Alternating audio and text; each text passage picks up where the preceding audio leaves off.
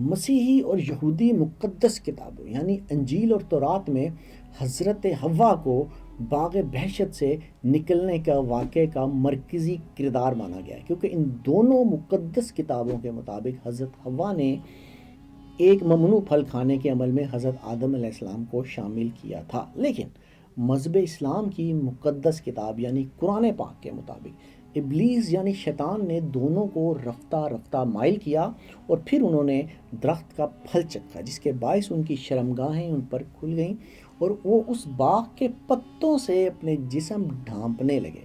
اللہ کے سکھانے پر مغفرت بھی دونوں نے چاہی، جو دونوں کو ملی، اور حکم سفر بھی دونوں کو ہی ملا۔ باغ بہشت کی ترکیب شاعر علامہ محمد اقبال نے اپنی کتاب بال جبریل کی ایک نظم میں اس جگہ کے لیے استعمال کی ہے جہاں حضرت آدم علیہ السلام اور حضرت حوا کو زمین پر بھیجنے سے پہلے ٹھہرایا گیا تھا۔ حکم سفر کی ترکیب بھی اسی مقام کو چھوڑنے کے حکم کے لیے اپنے اس شعر میں انہوں نے لکھی ہے کہ کار جہاں دراز ہے اب میرا انتظار کر۔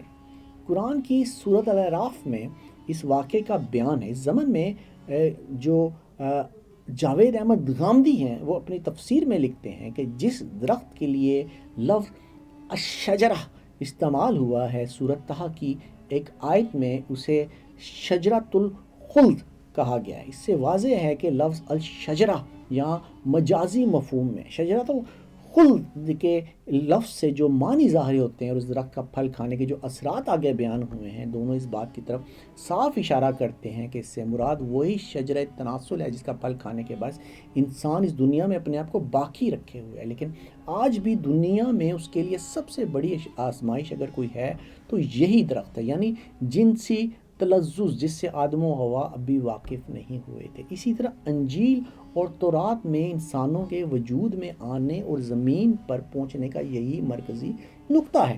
تاہم اس حوالے سے ہونے والے بہت سے نئے مطالعات کا مقصد انسان کی تخلیق سے متعلق اس واقعے کی دوبارہ تشریح کرنا ہے تاکہ حضرت حوا کے کردار کے بارے میں مزید واضح تفہیم سامنے آ سکے۔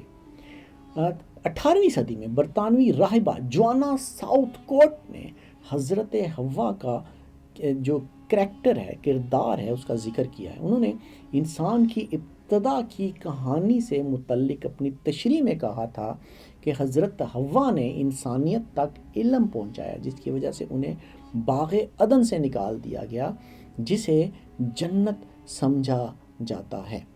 جاوید احمد غامدی کی تفسیر کے مطابق یہ غالباً اسی دنیا کا کوئی باغ تھا جسے آدم و حوا کا مستقر ٹھہرنے کی یعنی جو جگہ ہوتی ہے وہ قرار دیا گیا۔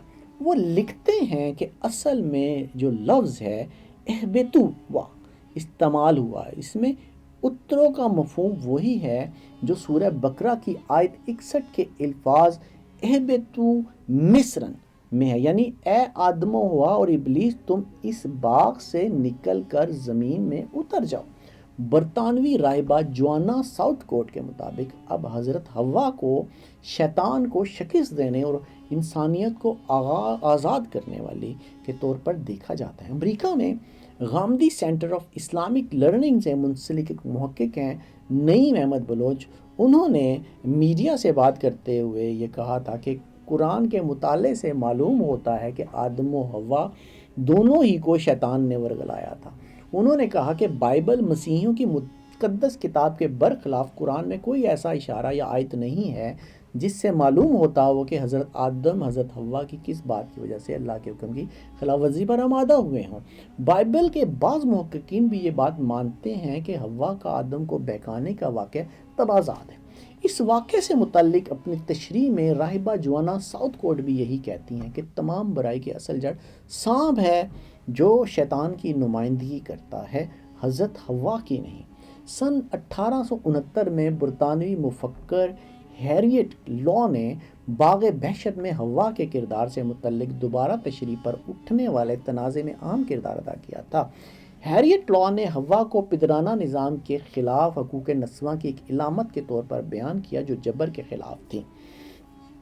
ہیریٹ لا کا کہنا ہے کہ حضرت حوا تاریخ کی پہلی حقوق نسواں کی علم بردار تھیں جو اس وقت خواتین کے خلاف رائج ماحول کے خلاف لڑیں۔ اس وجہ سے انجیل میں بیان ہونے والی حضرت حوا کو دنیا بھر کی بہت سی خواتین احترام کی نظر سے دیکھتی ہیں۔ حقوق نسواں کے بہت سے علم بردار مقدس کتابوں کے مترجم اور عصری ماہرین تعلیم کا استدلال ہے کہ دنیا کی پہلی خاتون حضرت حوا کو نئے نقطہ نظر سے دیکھنے کی ضرورت ہے۔ برازیل میں پونٹیفیکل کیتھولک یونیورسٹی سے منسلک پروفیسر ماریا کلارا بینجمر کا کہنا ہے کہ آج حضرت حوا کو ایک نئے انداز میں دیکھا جاتا ہے۔ وہ حضرت حوا کو اس زمین کی مانند کہتی ہیں جس سے ہر قسم کی زندگی پیدا ہوئی۔ ناظرین، راہبہ اور نسائیت کی فلسفی ہیں یوون گیبہارڈ۔ ان کا کہنا ہے کہ انسان کی ابتدا سے متعلق واقعات میں حضرت حوا کی تشریحات مختلف ہیں، جن میں سے بعض میں انہیں کمزور اور اپنی خواہش پر قابو نہ پا کر اور ممنوع پھل کھا کر حکم الہی کی خلاف ورزی کرنے والی کہا گیا ہے۔ ماہر عمرانیات اور معاشر بشریات فابیولا روڈن نے سن 1995 میں federal university of Rio de Janeiro میں پیش کیا گیا اپنے ماسٹرز کے مقالے میں دی فیمنزم آف ہولینس میں دلیل دی ہے کہ حضرت حوا فیمنسٹ دینیات کے لیے اتنی ہی عام ہے کہ جتنی کہ حضرت مریم۔ روڈن نے اس بات پر روشنی ڈالی کہ یہ اہمیت حضرت حوا کو اس عمل کے لیے ذمہ دار ٹھہرائے جانے کی وجہ سے ہی ہے جو تمام خواتین پر عائد ہوتی ہے۔ تاہم روڈن تسلیم کرتے ہیں کہ آدم و حوا سے متعلق اساطیر کی تشریح کو دوبارہ بیان کرنا ایک پیچیدہ اور چیلنجنگ کام ہے۔ فابیولا روڈن نے اپنی ماسٹرز کی ڈگری کے لیے حقوق نسواں کے فلسفی یوون گیبہارڈ کی تحریروں کا مطالعہ کیا ہے۔ یوون گیبہارڈ کا خیال ہے کہ وقت گزرنے کے ساتھ حضرت حوا اور حضرت مریم کے درمیان ایک تضاد پیدا ہوا ہے اور انہیں نسائیت کی دو علامتوں کے طور پر پیش کیا گیا۔ روڈن کہتے ہیں کہ اگرچہ حضرت حوا کو عام طور پر خطاکار عورت کی علامت کے طور پر اور حضرت مریم کو مقدس عورت کی علامت کے طور پر دیکھا جاتا، لیکن گیبہارڈ نے ایک نیا نقطہ نظر پیش کیا جو ان روایتی جائزوں کو چیلنج کرتا ہے۔ ان کا مزید کہنا ہے کہ ہم حضرت حوا کو نسائی طاقت کے نجات دہندہ کے طور پر دیکھتے ہیں۔ اصل میں ان کا کہنا ہے کہ انسانوں کے لیے حضرت حوا کے اعمال کے پریشان کن تو عمل کے طور پر دیکھا جاتا ہے، کیونکہ وہ انسانی کمزوری، لالچ کا مقابلہ کرنے میں ناکامی اور انسانوں کے پاس موجود پراسرار طاقت کو ظاہر کرتی ہے۔ ان کا کہنا ہے کہ حضرت حوا کی کہانی سے وابستہ کمزوری اور اصرار تاریخ میں آنے والی تمام خواتین پر عائد کر دی جاتی ہے۔ ہر عورت کو حوا کے طور پر دیکھا جاتا ہے جو انسانیت کے زوال، کمزوری، خواہش، لالچ اور گناہ کی وجہ سے ہوتی ہے، جبکہ پروفیسر ماریا کلارا بینجمر اس بات پر زور دیتی ہیں کہ یہ حضرت حوا کی کہانی کا صرف ایک حصہ ہے۔ ان کے کردار میں اس کے علاوہ بھی بہت کچھ ہے۔ وہ اس بات پر زور دیتی ہیں کہ بائبل بھی ان خیالات کے خلاف ہے۔ محقق جو ہیں نعیم احمد بلوچ، جن کا میں نے پہلے بھی ذکر کیا، ان کے مطابق قرآن مجید کے اشارات سے معلوم ہوتا ہے کہ جس باغ میں آدم و حوا ایک عرصہ قیام پذیر رہے وہ جنت میں نہیں تھا۔ اس کی سب سے بڑی دلیل یہ ہے کہ جنت میں تو شیطان داخل ہی نہیں ہو سکتا۔ یہ قرآن مجید کی واضح آیات ہیں۔ قرآن ہی سے علم ہوتا ہے کہ انسان کا خلیفہ کے طور پر زمین میں تقرر ہی اللہ کی منشا تھی۔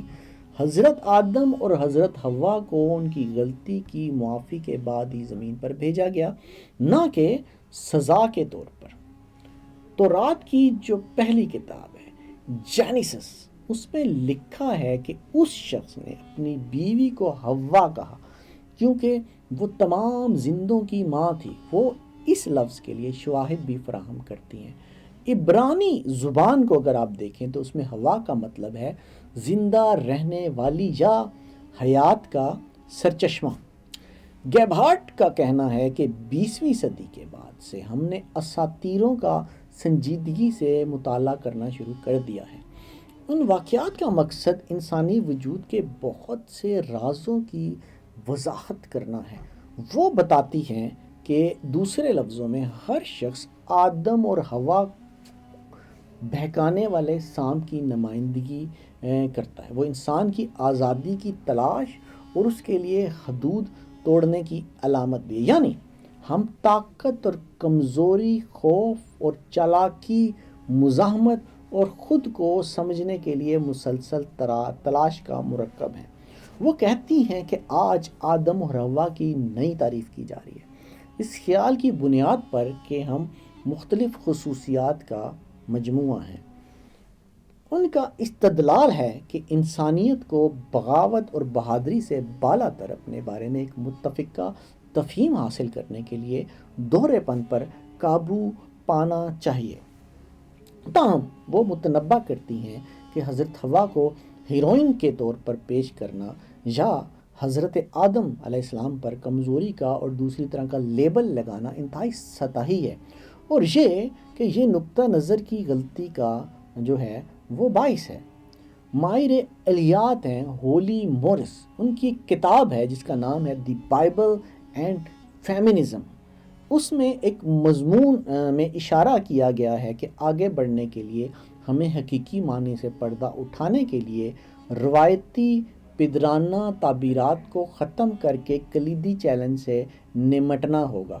قرون وسطیٰ کے اواخر میں اطالوی فلسفی اور شاعر ہیں کرسٹینا دی پیسانو، یہ 1363 سے 1423 کے درمیان ان کی جو تھی لائف سپیم تھا، زندگی تھی۔ انہوں نے اس حقیقت پر گہرائی سے غور کیا ہے کہ خدا کی تخلیق کی خوبی پر بحث کرتے وقت خواتین کو خارج نہیں کیا جا سکتا، لہٰذا انہوں نے حضرت حوا کی کہانی کو اپنے اس استدلال کے لیے استعمال کیا کہ عورتیں بھی اسی طرح کامل ہیں جس طرح مرد کامل ہیں۔ یہی نہیں، انہوں نے مذہبی طور پر دلیل دی کہ خواتین کی توہین کرنا خدا کی توہین کے مترادف ہے۔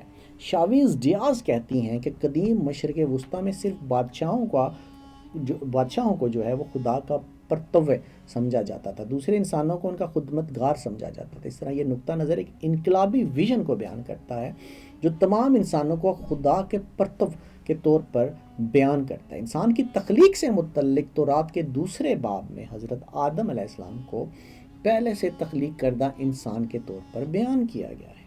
لفظی طور پر آدم نام کا مطلب ہے زمین سے کشید، اور یہ پورے بنی نوع انسان کی عکاسی کرتا ہے۔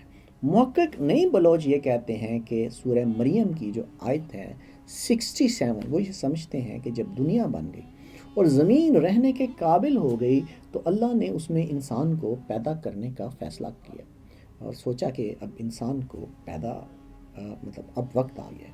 ان کے مطابق اور سورہ آل عمران کی آیت 59 میں جو اللہ تعالیٰ نے فرمایا ہے کہ آدم اور حوا کو مٹی سے پیدا کیا، تو اس مٹی میں سے جو مراد ہے وہ ڈسٹ نہیں ہے بلکہ یہ ارتھلی مٹیریل کے معنوں میں۔ ظاہر ہے کہ اس زمانے میں لوگ اس سے واقف نہیں تھے کہ مٹی میں کیا کیا عناصر ہیں، تو مٹی سے مراد مٹی نہیں ہے، تمام زمینی معدنیات وغیرہ اس میں شامل ہیں۔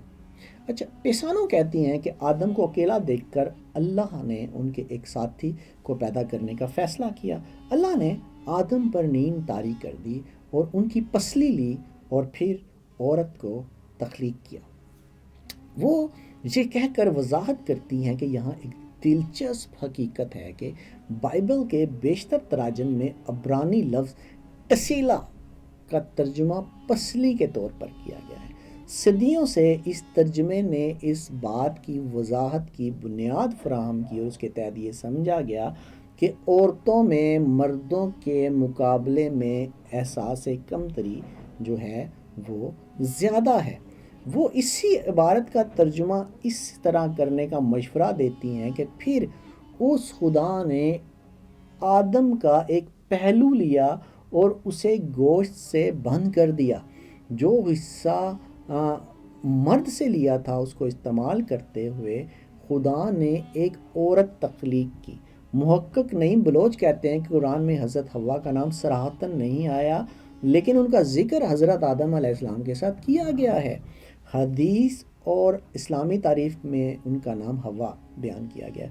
مذہبی عالم ہے پیر ضیاء الحق نقشبندی، ان کے مطابق مشہور مفسر امام طبری اور حافظ ابن کثیر نے فرمان باری تعالیٰ و خلق منہا زوجہا کا یہی معنی بیان کیا کہ حوا کو حضرت آدم علیہ السلام کی پسلی سے پیدا کیا گیا، اور سب سے ٹیڑھی چیز اس کے اوپر کی پسلی، اگر تم اسے سیدھا کرنے کی کوشش کرو گے تو توڑ دو گے، اور اگر اسے حال پر رہنے دو گے تو وہ ٹیڑھی ہی رہے گی۔ بس عورتوں کے ساتھ حسن سلوک کرو۔ نعیم بلوچ کے مطابق یہ حدیث بطور تمثیل بیان کرتی ہے کہ عورت کی فطرت نرمی اور لطافت پر مبنی ہے، اس کے ساتھ محبت و حکمت کے ساتھ پیش آنا چاہیے۔ ناظرین، اسلامی روایات کے مطابق حضرت حوا نسل انسانی کی ماں ہیں اور تمام انسان ان کی اور حضرت آدم علیہ السلام کی اولاد ہیں۔ حضرت حوا کا ذکر احادیث اور اسلامی تاریخ میں عزت و احترام کے ساتھ کیا گیا ہے۔ وہ نسل انسانی کی ماں ہیں اور ان کی زندگی سے ہمیں شیطان کے فریب سے بچنے اور اللہ کی نافرمانی سے دور رہنے کا جو سبق ہے وہ ملتا ہے۔ عبرانی متن کے مطابق عورت مرد کی ساتھی ہے۔ شاویز ڈیاز کہتی ہیں کہ عام طور پر یہ سمجھا جاتا ہے کہ یہ ایک خدائی صفت ہے، انسان کے لیے خدا ہی مددگار ہیں اور وہ ہیں جن کے بغیر زندہ نہیں رہ سکتے، کہ عورتوں کا کام ہے۔ مترجم ایک اور جگہ کی نشاندہی کرتے ہیں، کینکوٹو، جہاں عبرانی لفظ یہ جو میں نے بولا اس کا مطلب ہے کہ عورت کو مرد کے لیے موضوع ساتھی کے طور پر پیدا کیا گیا، یعنی اس سے مخالف آگے پیچھے قریب یعنی تمام مفاہیم لیے جا سکتے ہیں۔ وہ اصرار کرتی ہیں کہ یعنی عورت کو وہ ہونا چاہیے جو آپ کے سامنے آپ کے برابر ہو۔ انہوں نے یہ بھی نوٹ کیا کہ عبرانی متن میں ہمیں کبھی عورتوں پر مردوں کی برتری یا مردوں کے مقابلے میں عورتوں کی کمتری اور ماتحتی کی تصدیق کرنے کی اجازت جو ہے نہیں دیتا۔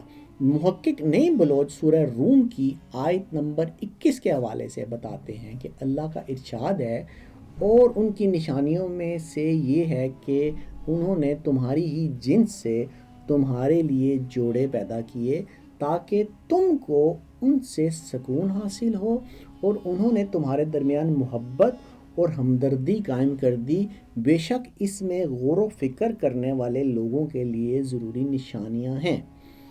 قرون وسطیٰ کی فلسفی کرسٹینا ڈی پیسانو کے مطابق یہ کہنا غلط ہے کہ مرد اس لیے عام ہے کہ آدم کو حوا سے پہلے تخلیق کیا گیا تھا۔ ان کا مزید کہنا ہے کہ خدا کی تخلیقی قوت مرد کی تخلیق کا تجربہ حاصل کرنے کے بعد عورت کی تخلیق سے بڑی ہے۔